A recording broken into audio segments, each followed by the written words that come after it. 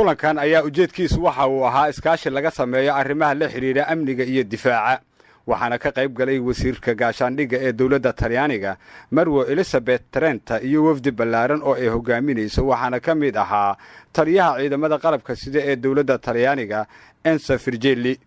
sidoo kale kulanka ayaa waxaa diiradda lagu saaray tababarka qaybaha kala duwan ee ciidamada garab istaaga baahiyaha ay qabaan ciidamada badda Soomaaliya iyo in la helo xarun lagu dhaqan celiyo maleeshiyaadka xagjirka ah ee ka soo laabta ficilada guracan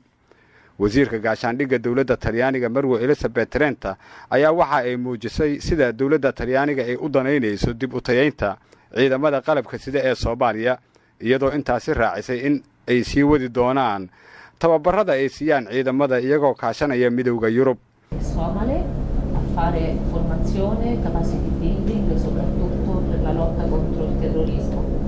aniga waxaan rabaa in wasaaraddeena difaaca way garab taagan tahay Soomaaliya ciidankeeda way garab taagan tahay si ay ula dagaalantaan oo xasilisaan dalkiina dadka nabadiidka ah aad iyo aad ay anagana noogu go'an tahay kulankan ayay goobjoog ka ahaayeen taliyaasha ciidamada booliiska asluubta badda cirka iyo taliye xigeenka ciidamada xoogga dalka Soomaaliyeed wasiirka gaashaandhigga dawladda Soomaaliya mudane Xasan Cali Maxamed Amar dambe ayaa waxa uu warbaahinta qaranka uga waramay waxyaabihii ay ka wada hadleen wafdiga ka socda dawladda Talyaaniga iyo go'aanadii ka soo baxay wasiirka wasaaradda gaashaandhigga ee dalka Talyaaniga Mrs Elisabeth Trenta iyo taliyaha ciidanka xoogga dalka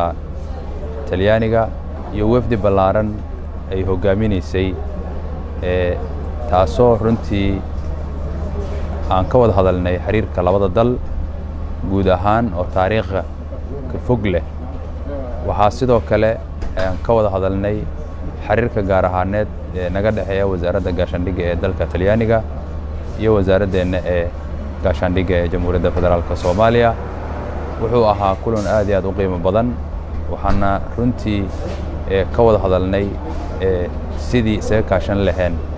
arrimaha ciidanka sidii wada shaqayn dhow aan u yeelan lahayn ayaan ka wada hadalnay waxay ahayd booqasho runtii aad iyo aad u qiimo badan dawladda Talyaaniga ayaa waxa ay xiriir soo jireen ah la leedahay dawladda Soomaaliya waxa ayna tani qayb ka tahay qorshayaasha Talyaanigu uu ku taageerayo dawladda federaalka Soomaaliya horumarka laga sameeyo dib u dhiska iyo tayeynta ciidamada qalabka sida ee Soomaaliyeed Cabdullaahi Kulmiye warbaahinta qaranka Muqdisho